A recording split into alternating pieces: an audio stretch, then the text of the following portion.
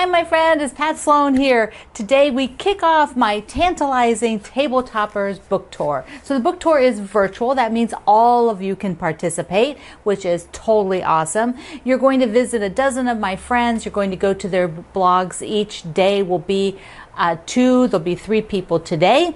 And I'm going to tell you a bit about them. Now, the quilts are going to be shipping to me probably today from my publisher. So I should have them by the end of the tour to be able to show you. So the stops go from today, Monday through Saturday. And then the following Monday we'll be back at my blog, and I will also have a giveaway on that Monday. So what is this book about? I wanted to put together a whole group of different types of table toppers, not just table runners, but squares, things that may lean towards a wall hanging, but they look great on the table. And each of the quilts in the book, I gave them a fun name that has to do a lot with where you might take a break, where you might relax, have a cup of coffee, have a cup of tea, a cocktail, have a picnic. You know, they're just different places and different memories about that. And so as you go to each of the people on the tour, they will have made one of these, and that's what's really fun. So you'll get to see it made up in other fabrics besides what's in the book. Now I want to tell you about my friends, my guests that you'll be visiting today. So each day I will tell you about them, and then you will also get an email if you're signed up for those, which you should be. So you can get an email and it'll remind you to go and visit. So today we're going to kick it off first by going to Martingale. And I've been with my publisher for quite a few years now. They are amazing. Many of my friends have also published books with them. So these are just a couple pictures from other people's projects over at Martingale. So you'll go to their blog, and the link is down below and at my website. This is book number, I believe it's number 9 with them. Plus I've been in like 6 or 7 different compilation books with them, so that they're, you know, other different authors.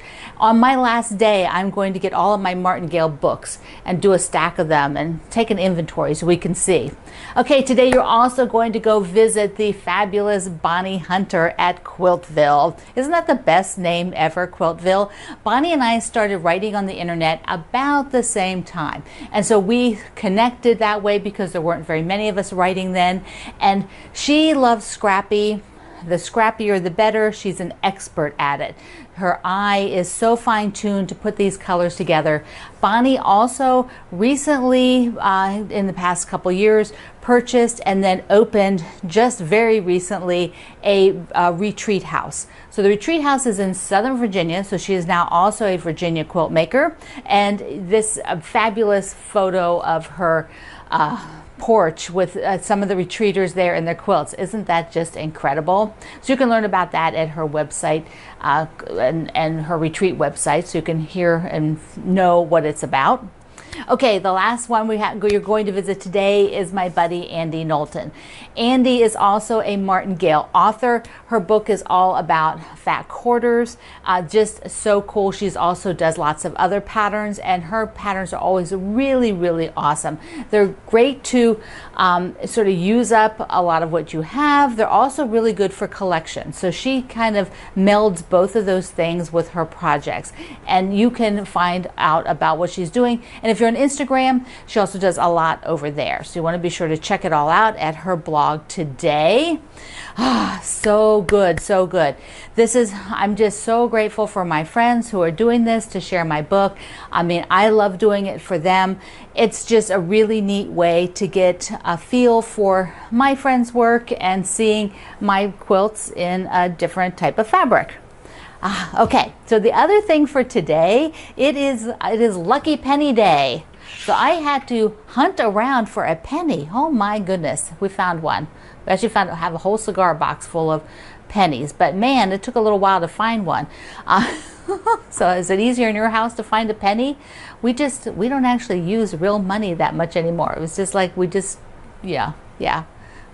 magical, no real money. That's so for Lucky Penny Day, what I'd like you to do is, if you have kind of a lucky quilt, is there something out there that either maybe it's got shamrocks on it, that could be really, you know, lucky. But if you have a lucky quilt, you made it for a particular event, or maybe you won it as a raffle quilt, or just a sort of quilt that you might consider bright and shiny like a penny. So share those quilts today over at my Facebook community. And I pulled 2 quilts off of the community to show you because they came up recently and I thought these are just so good. I have got to show you these quilts. So the first one I'm going to show you is by Elaine, and she did Will You Be My Neighbor? And what she did was add a kind of custom border on it of the Villages pattern, which is also a free pattern, and the link is below, and I have it under the video at my website. And so she made those little houses all around the outside. Isn't that super spectacular? I can't believe it. It's a lot of work, but it looks so good. The other one here is Gail's Scrappy Little Wishes. The Scrappy Little Wishes is my Little Wishes quilt, and I did all the stars with the black polka dots, and she did the same thing, but I want to show you what she did different. She made a frame around each star, and then she did a thinner little sashing, which is super effective. It gives kind of a plaid look, and I just love that scrappy border around each block. It's just awesome. So yay, Gail, that is a winner. I just really, really love it.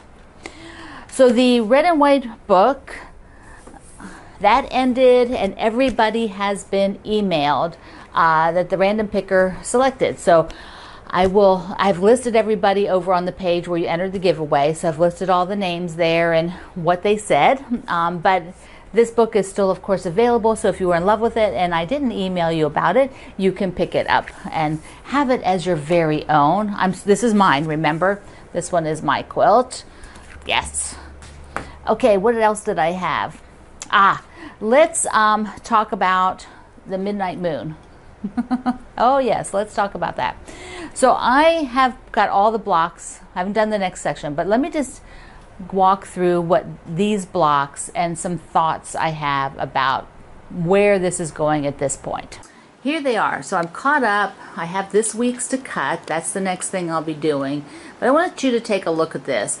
I have these birds in the air, which I did the small one and the medium, and I decided the bonus block would take the large size because it's a large size. But as you look at this, the bonus block sort of sticks out. Why does it stick out? What is different about it? Tick tock, tick tock. It's because it's a gray background versus a white base background. And the entire project, I'm going to pop a picture up here. The entire project has the light background, and so if I just have this one dark one, it'll be too obvious. I mean, your eye will just go there. So a solution would be eventually to make more of these darker background ones, but then you mess up the concept of that light background look. So what do I do? What do I do? So now I'm sort of debating. Do I, I have a choice. I think what I'm going to end up doing is waiting to see what the next bonus blocks are. So if the next bonus block, I can make it with a light background, and then I might just end up taking the bat and making a little pillow out of it, or put it on the back as a label, like a fancy label, like I talked about being some fancier labels. But I think rather than remaking the block right now, I'm just going to wait it out. I'm going to see what develops with the next couple. I think there's at least 2 other bonus blocks. So one of those will probably, I can do with a light background to give that feel. Because I think that is what really appeals to me to the quilt, is that lightness. And so I don't want to mess that up with a darker background. And even though that gray doesn't appear real dark, it's just a spot at this point. So I will be rethinking that, but I don't need to make that decision now. Okay, the other thing is the vote about my basket of stuff.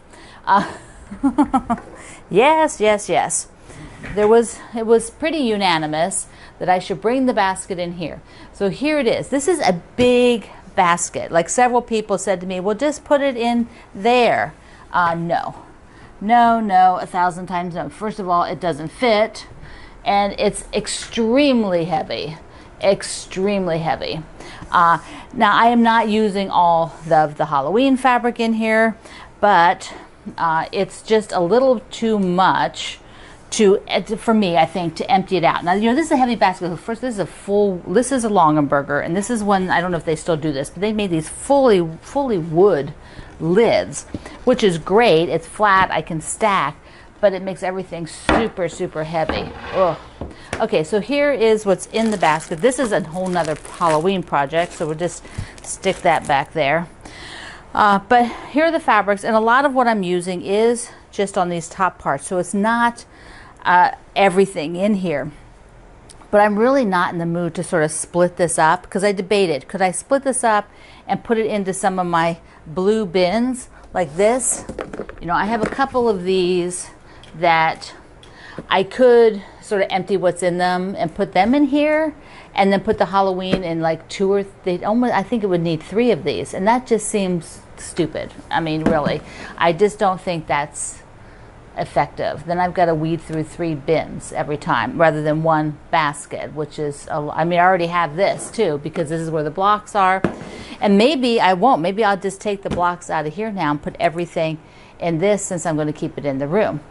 You know, all this is in a Ziploc. Here, I'll show you. See, I have in here, to keep it organized, all the blocks come off the wall and go in here. I have all the lights. I had an extra ruler, see all the lights. So now, like, all of this and these are just some little pieces. I'm not sure why I'm keeping that, so I probably should just put them in the scraps. I don't really need to keep those little pieces. I think I have plenty of fabric, and this is what I'm using for the photos. So I think what I could do is shift this stuff into here, and then keep this basket in this room until the project's done, or until I get to the sashings.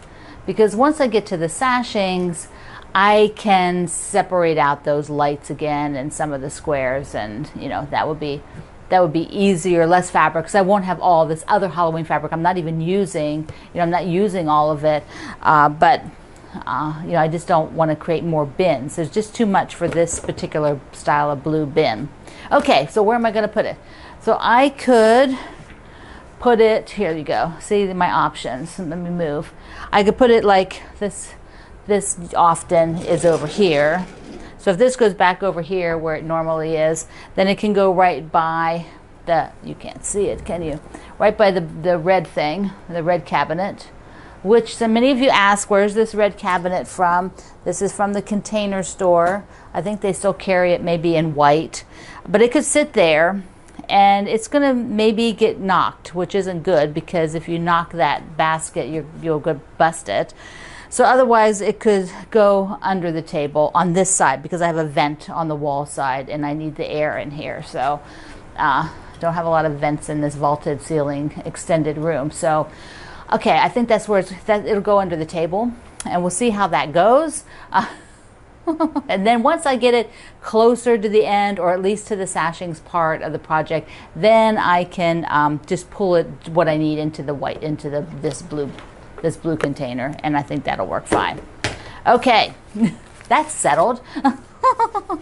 All right, you're going to go and visit Martingale's website, Bonnie Hunter at Quiltville, and Andy Knowlton at, let me say it right, A Bright Corner is the name of her company.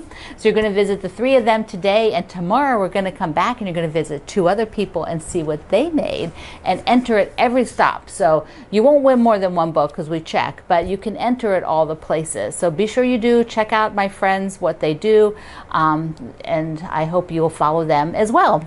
So I love you. Mwah. Thank you for being here in the Sloan Zone, and have a lucky penny kind of day. I love you. Bye-bye.